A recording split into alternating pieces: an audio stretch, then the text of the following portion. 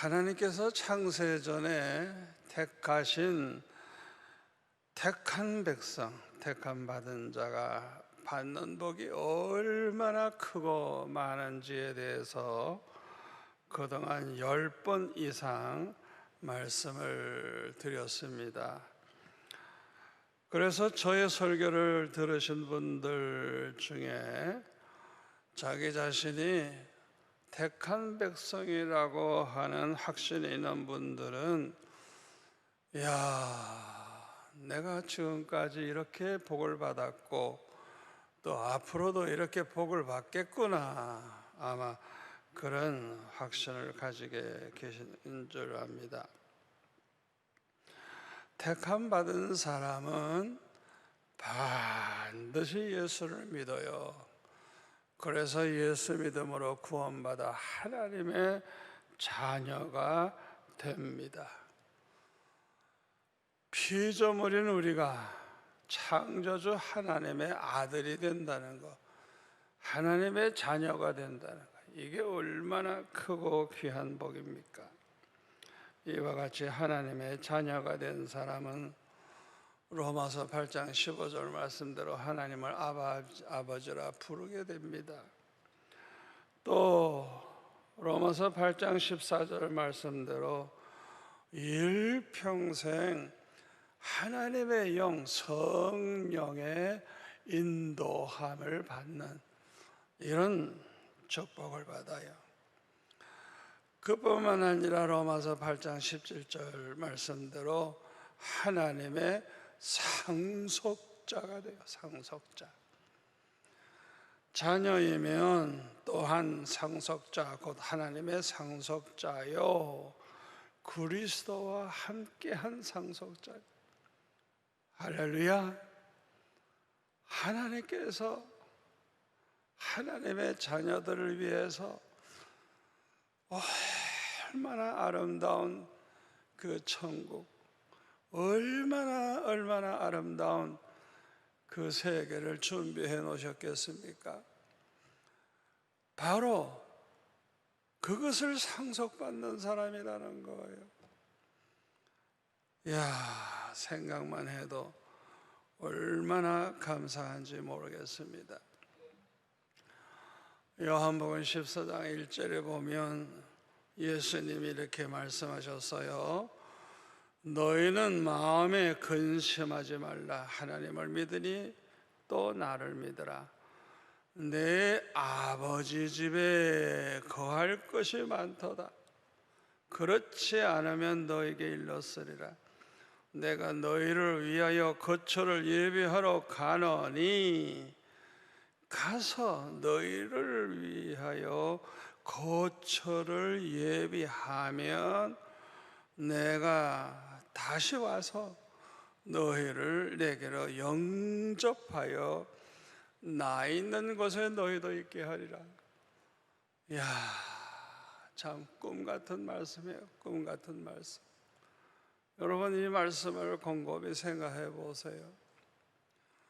우리 주님께서 우리를 위해 십자가에 못 박혀 죽으셔서 우리의 모든 죄를 대속해 주신 그 주님이 사흘 만에 부활하셔서 그 후에 승천하셨는데 우리 있을 곳을 예비하러 가셨다는. 하나님이 예비해 놓으신 그 아버지 하나님의 집, 그 천국에는 우리 있을 곳이 많다. 그런데 너희들이 있을 그 거처를 내가 예비하러 간다. 내가 그 거처를 다 예비하면 내가 다시 와서 너희들을 데리러 내가 다시 와서 너희를 내게로 영접하여 나 있는 곳에 너희도 있게 하리라. 주님이 계시는 그곳에 우리도 있게 하리라. 이 말씀을 생각하면 우리 예수 믿는 사람들, 특별히 택함 받은 백성들은 주님이 오시는 그날, 주님이 재림하시는 그날, 우리를 데리러 오시는 날이구나. 우리가 주님이 예배해 놓으신 그곳에 가겠구나 생각을 하게 되니 얼마나 참 기쁘고 감사한지 모르겠습니다. 우리 예수 믿어 구원받은 성도들은 언제 죽어도 걱정할 필요 없어요. 우리가 이 세상에서 죽으면 천국에서 눈 뜰 거예요. 낙원에서 눈 뜰 거예요. 이 세상, 험악한 세상, 이 골치 아픈 세상 살다가 끝나면 바로 그냥 낙원에 가서 그냥 눈을 뜨게 될 것이니, 이렇게 자기가 가서 거처할 집이 있는 사람들 얼마나 큰 복을 받은 사람들입니까? 아이들이 온 동네에 나와서 놀다가 이제 저녁이 되면은 점점 어두워지는데 집집마다 부모님이 나와서 아무개야 들어와서 밥 먹어라. 그 소리가 그냥 들리자마자 아이들은 놀던 거 다 놔두고 그냥 달려가가지고 그냥 집에 가서 손 씻고 그냥 맛있게 그냥 밥을 먹고 또 단잠을 자게 되죠. 그런데 갈 집이 없는 아이들, 아무도 불러주지 않아. 갈 집이 없는 아이들도 있어요. 여러분, 이 아이들 얼마나 불쌍합니까? 우리 성도들이 임종할 때 보면 돌아갈 집이 준비되어 있는 사람은 그 얼굴에 기쁨이 있고 평안함이 있어요. 저는 임종하는 걸 많이 봤는데, 우리 성도들이 참 믿음으로 살다가 임종할 때 그 모습이 얼마나 예쁜지 몰라요. 그냥 얼굴이 그냥 천사 같아, 천사 같아. 그런데 돌아갈 집이 없는 사람들, 지옥불에 들어갈 사람들은요, 아마 시커먼 마귀 새끼들이 와서 가자 아마 끌고 가는지 몰라도 그냥 그 죽을 때 보면 참 눈 뜨고 볼 수가 없어요. 그냥 얼마나 비참한지, 얼마나 안 죽으려고 애를 쓰는지. 벌써 그 임종하는 그 모습만 봐도 이 사람이 어디 갈 사람이구나 다 알 수가 있습니다. 이 설교를 듣고 계신 여러분은 주 임종할 때 어떻게 죽을 것 같아요? 한번 생각해 보세요. 심각하게 우리가 생각해 봐야 돼요.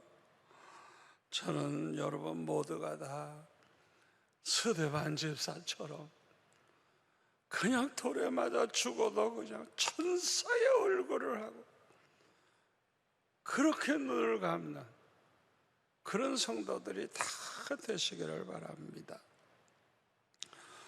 그런데 택함 받은 자가 받는 복은 그리스도와 함께 영광을 받게 되는 복이에요.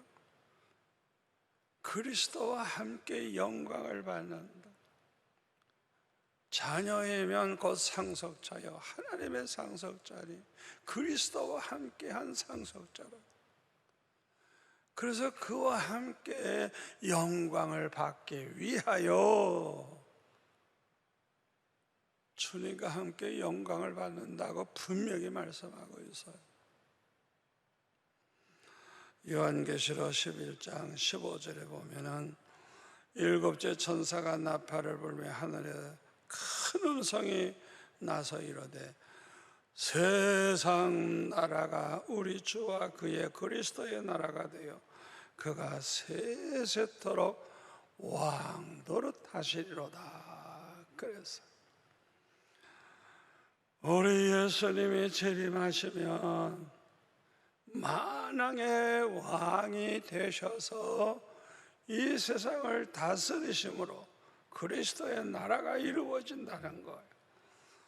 요한계시록 20장 1절에 보니까 또 내가 봄에 천사가 무저갱의 열쇠와 큰 쇠사슬을 그의 손에 가지고 하늘로부터 내려와서 용을 잡으니 곧 옛뱀이요 마귀요 사탄이라 잡아서 1000년 동안 결박하여 무저갱에 던져 넣어 잠그고 그 후에 임봉하여 1000년이 차도록 다시는 만국을 미혹하지 못하게 하였는데,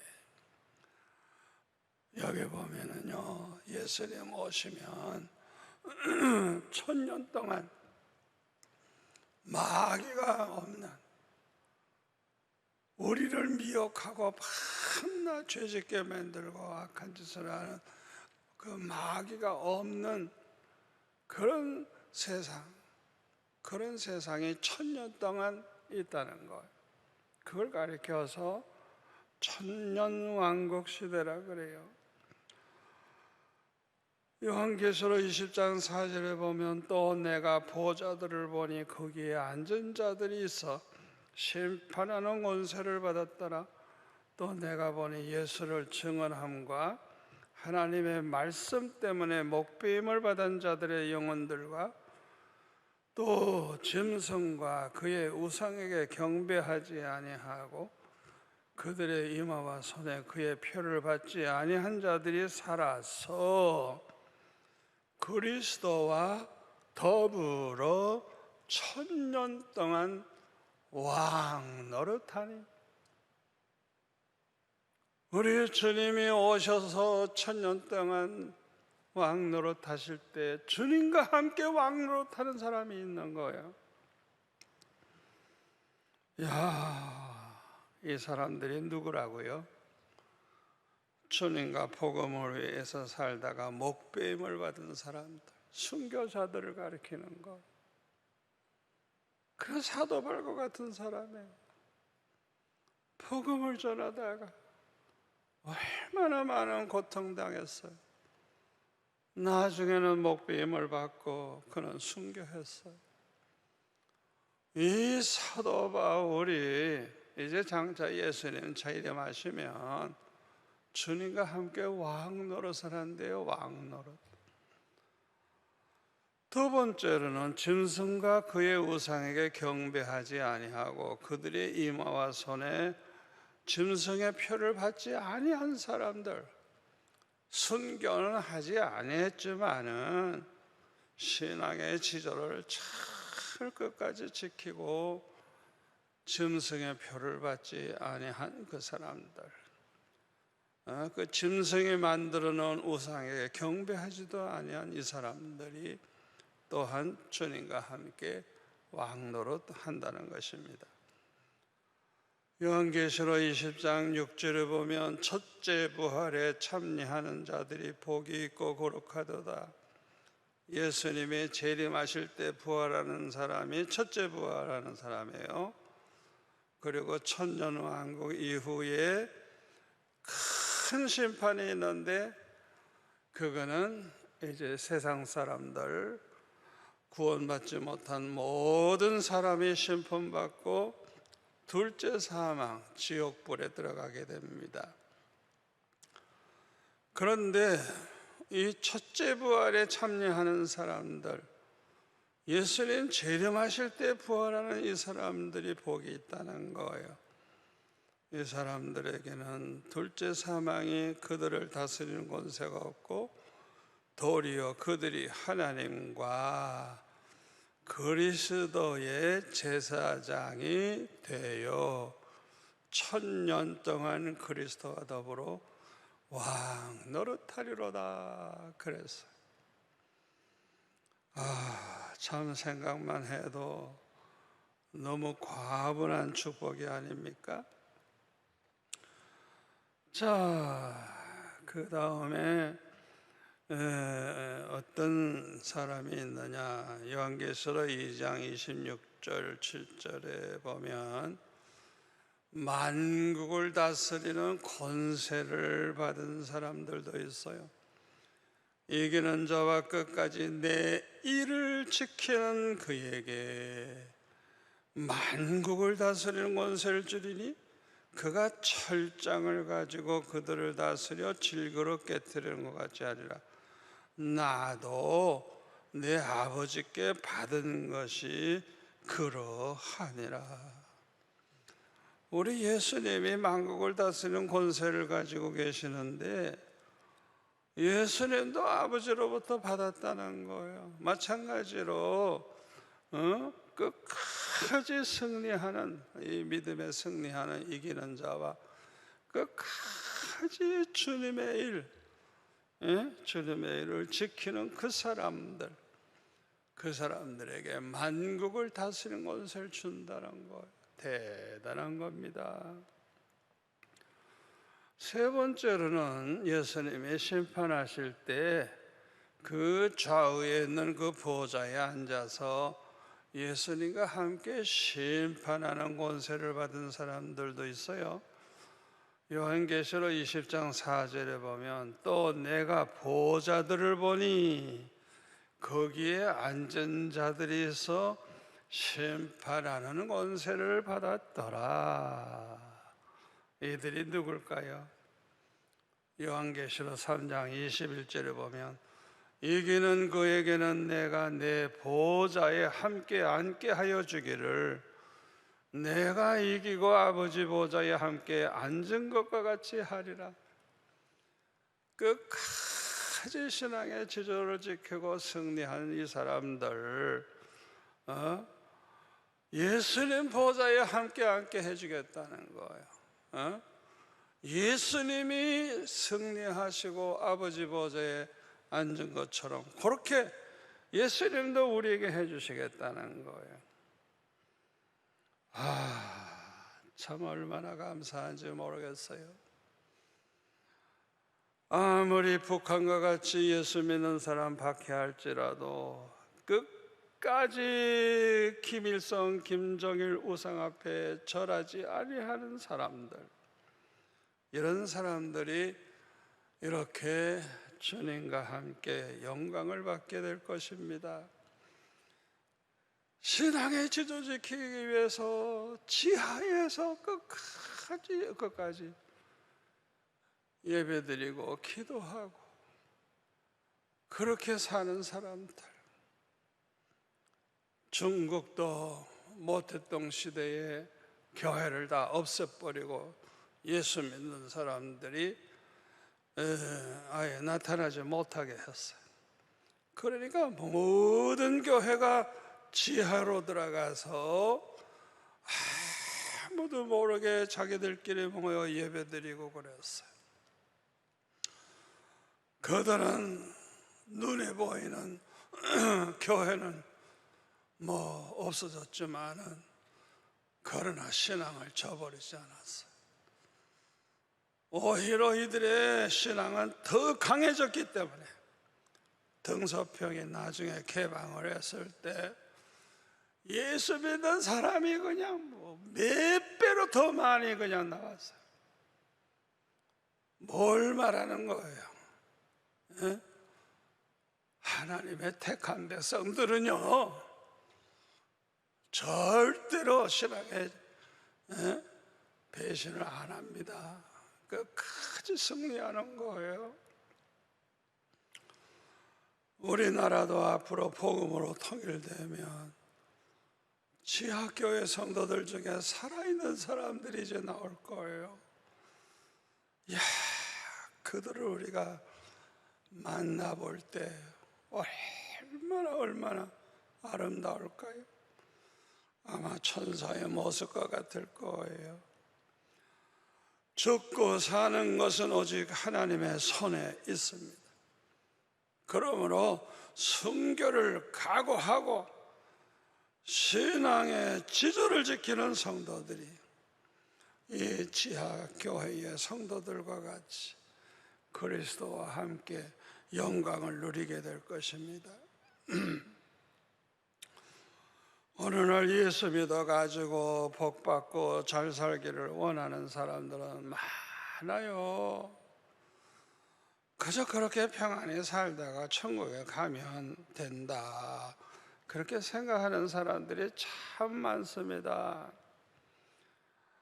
앞으로 큰 환난이 왔을 때에도 그 사람들이 끝까지 예수를 믿겠는지 두고 볼 일입니다. 요새 코로나 바이러스로 인해서 예배도 마음대로 드리지 못할 때 여러분들이 이럴 때 어떻게 신앙생활하고 있느냐가 정말 중요해요. 여러분, 이럴 때야말로 가정 예배가 살아나야 돼요. 이럴 때마다 여러분들이 가정에서 기도하는 시간을 정해놓고 기도해야 돼요. 여러분, 오히려 그렇게 하다가 보면요, 그동안 가정 예배 제대로 안 드렸던 사람들도 철저하게 예배하는 습관이 생기잖아요. 얼마나 좋아요. 얼마나 좋아요. 앞으로 큰 환난과 박해가 오면 어떻게 하겠어요? 교회는 나갈 수도 없고, 예수 믿는 사람이라면 다 때려 죽인다 하면 어떻게 하겠어요? 우리는 지하에서 더 울부짖으며 기도하며 더 열심히 모여서 같이 예배하고 그렇게 살아야 되지 않겠습니까? 자, 그러면 우리가 그리스도와 함께 영광을 받는 사람이 되기 위해서는 어떤 사람이 되어야 할까요? 첫째로는 주님을 닮아가는 사람이 되어야 합니다. 자식은 부모를 닮게 돼 있어요. 뭘 닮든지 꼭 닮아요. 코가 닮았든지 눈이 닮았든지 입이 닮았든지 귀가 닮았든지, 아무리 안 닮은 것 같아도요, 애들이 괜찮으면 이렇게 보면은 자다가 코 고는 것이라도 꼭 닮아요. 꼭 닮게 돼 있어요. 분명히 그 사람의 자식이라면 반드시 닮게 돼 있어요. 자라면 자랄수록. 우리 예수 믿는 사람도 마찬가지입니다. 우리가 은혜를 받아서 믿음이 자라면 자랄수록 이 어린아이가 장성한 사람으로 이렇게 믿음의 분량이 커지면 커질수록 우리 에베소서 4장 23절부터 15절까지 말씀대로 우리 주님의 장성한 분량까지 그렇게 자라나서 온전해지는 거예요. 15절에 보면 오직 사랑 안에서 참된 것을 하여 범사에 그에게까지 자랄지라. 그는 곧 머리니 곧 그리스도라. 그리스도라. 여러분, 우리가 은혜를 받아가지고 믿음이 점점 자라나면 그게 무엇으로 나타나는 줄 압니까? 주님을 닮아가게 되는 거예요. 그러니까 오늘날 예수 믿어도 그렇게 안 변하는 사람들 많아요. 아무리 열심히 있고 아무리 헌금 많이 하면 뭐해요? 성질이 개떡 같은데, 꼭 마귀 사춘 같은데, 아무리 목사고 장로가 없어요. 얼마나 성질들이 고약한지. 여러분, 그거는 믿음이 없는 거예요. 철없는 애와 같은 거예요. 진짜 은혜 받은 사람, 진짜 믿음이 좋은 사람, 믿음이 좋아지면 좋아질수록 그 성품이 변화가 돼.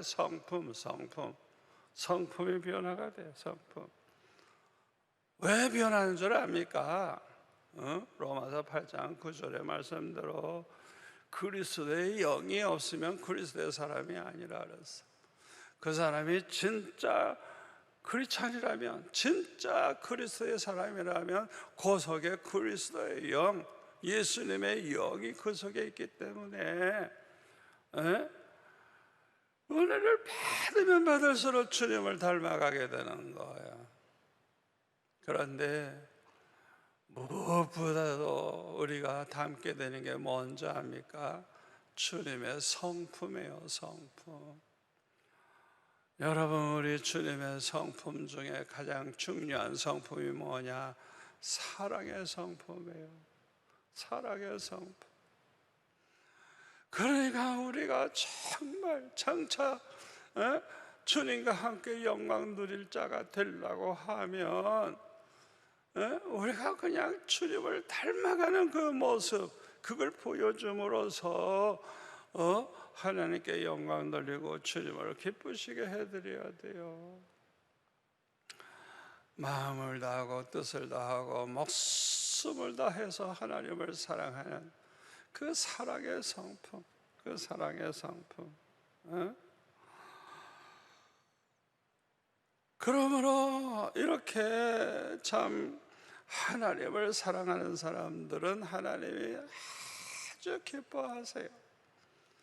그리고 하나님의 사랑과 축복을 받게 해 주십니다. 왜냐하면 하나님을 사랑하는 사람은 하나님의 말씀대로만 살려고 하기 때문에 그래요.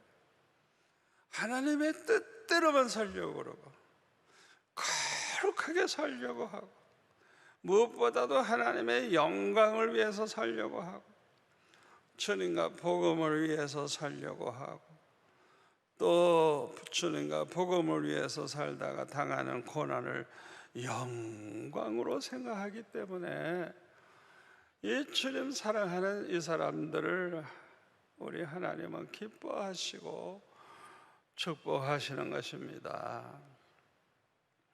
그뿐만 아니라 하나님을 사랑하는 사람들은 형제를 그냥 사랑하려고 하는데 주님이 사랑하신 것처럼 우리를 사랑하시고 그렇게 서로 사랑하려고 해요. 마태복음 5장 44절 말씀대로 원수까지 사랑하려고 해요.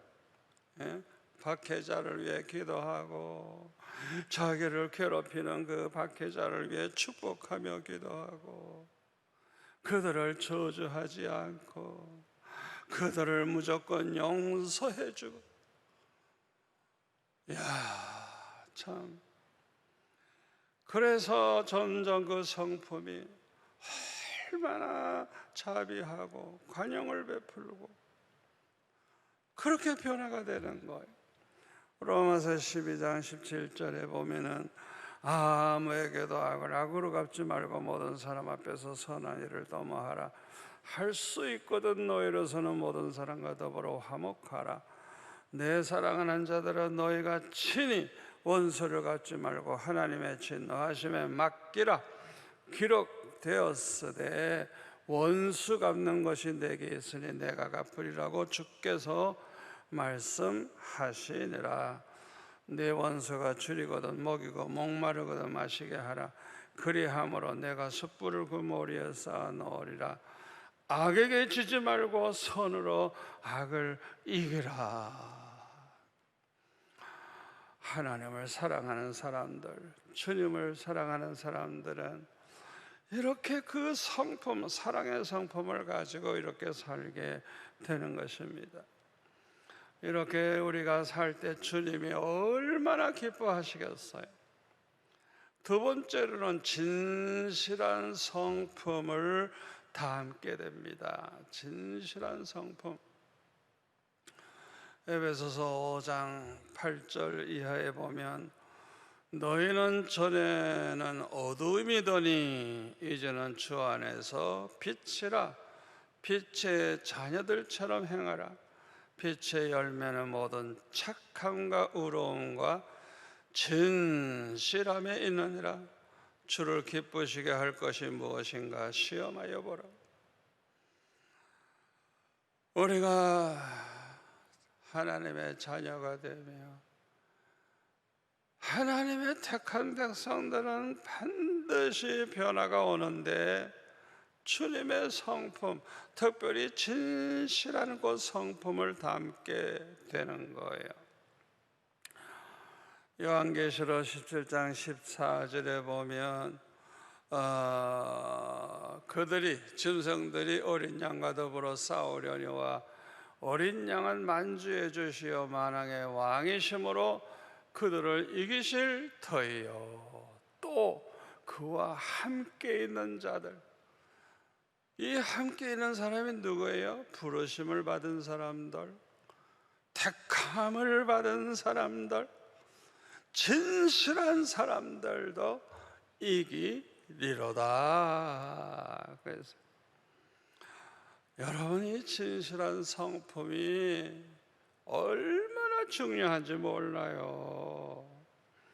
요한계시록 14장 1절부터 보면은 14만 4천 명이 새 노래를 부르는데, 이야, 이 사람들은 4절에 보니까 여자와 더불어 더럽히지 아니하고 순결한 자라, 어린 양이 어디로 인도하든지 따라가는 자며, 사랑 가운데서 성령함을 받아 처음 익은 열매로 하나님과 어린 양에게 속한 자들이니 그 입에는 거짓말이 없고 흠이 없는 자들이니라. 여기 보면은 어린 양 예수님과 함께 시온산에서 새 노래를 부르며 하나님께 찬양하는 사람 14만 4천 명. 이 사람들이 누구냐? 여자와 더불어 더럽히지 아니한 순결한 자들. 오늘날 예수 믿는다고 하면서도 술집에 가서 더러운 여자들과 음란한 짓 하는 사람 얼마나 많아요. 여기 보면은 여자와 더불어 더럽히지 아니하고 순결한 자라. 두 번째로는 어린 양이 어디로 인도해든지 따라가는 자라. 이거 중요해요. 이 14만 4천 명은요, 자기 좋을 대로 자기 방법을 따라서 이렇게 살아가는 사람 아니에요. 어린 양 예수님이 가라 하면 가고 서라 하면 서고, 어린 양 주님이 말씀하시는 대로 따라간 사람들이에요. 여러분, 이 설교를 듣는 여러분들 생각해 보세요. 어떻게 살았어요? 지금까지 잘 생각해 보세요. 여러분, 정말 주님이 인도하시는 대로 살았습니까? 아니면 제멋대로 자기가 판단하고 자기가 좋을 대로 했습니까? 이거는 큰 문제입니다. 큰 문제입니다. 우리 목사님들도 그래요. 그저 자기가 알아보고 자기가 가고 싶은 데 가려고 그러고 그저 자기 좋을 대로 하고, 그 사람들은 주님 따라가는 사람 아니에요. 지멋대로 사는 사람이죠. 그렇게 살면 안 돼요. 어떻게 내 마음대로 해요? 어떻게 내 마음대로? 여러분, 주님이 인도하시는 대로 따라가야 돼요. 제가 여기서 보니까 우리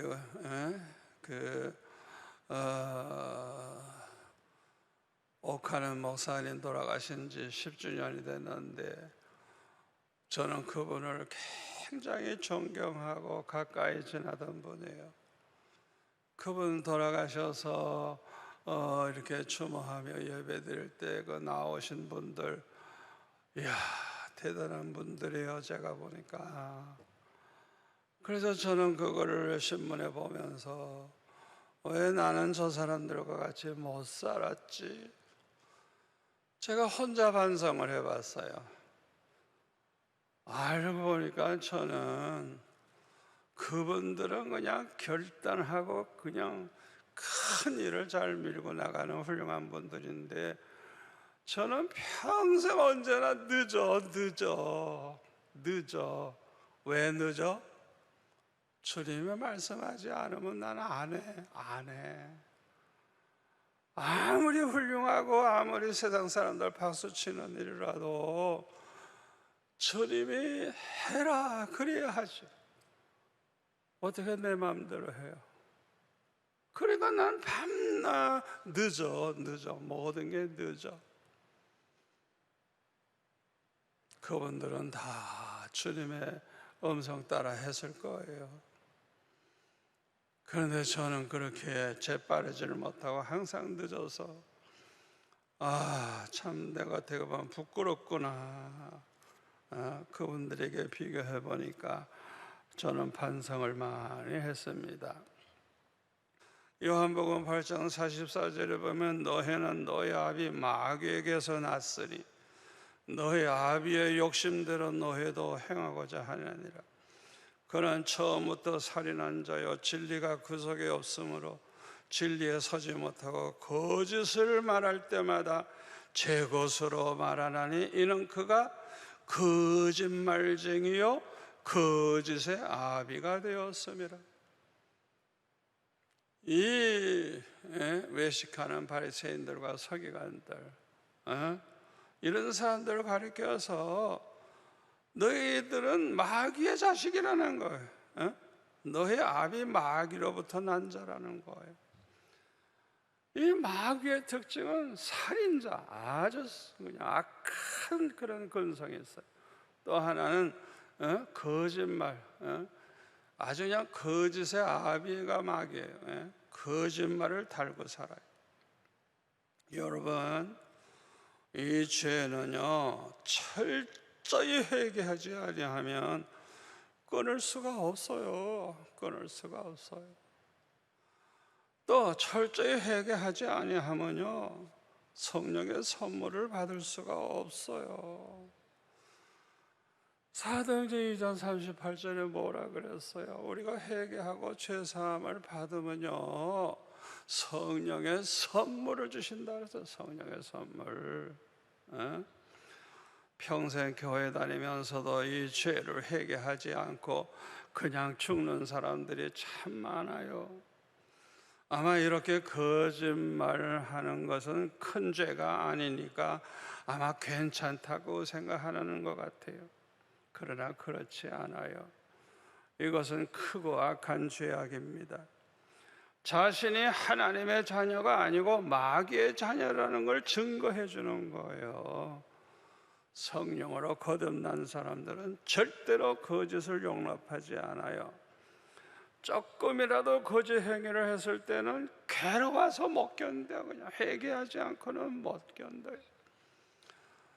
여러분, 드러나 있는 죄는 공개적으로 드러나 있는 그 죄를 범한 사람들은요 공개적으로 회개해야 됩니다. 그러나 하나님과 자신만의 죄는 하나님 앞에서 회개하면 돼요. 왜? 주님 외에는 우리를 죄사할 권세가 없기 때문에 그래요. 사람은 죄사할 권세가 없어요. 주님만이 우리 죄를 사할 수가 있어요. 때때로 그 하나님과 자기 자신만의 그 범한 죄를 저에게 와서 고백하는 분이 있어요. 그러면 저는 꼭 이렇게 얘기합니다. 이번에 나한테 말하는 것이 마지막입니다. 다시는 어디 가서 이런 소리 하지 말라고. 할 필요 없다고. 하나님 앞에 회개했으면 되지 왜 이런 걸 왜 나한테 얘기하냐. 그렇게 충고해 주면 얼마나 고마워하는지.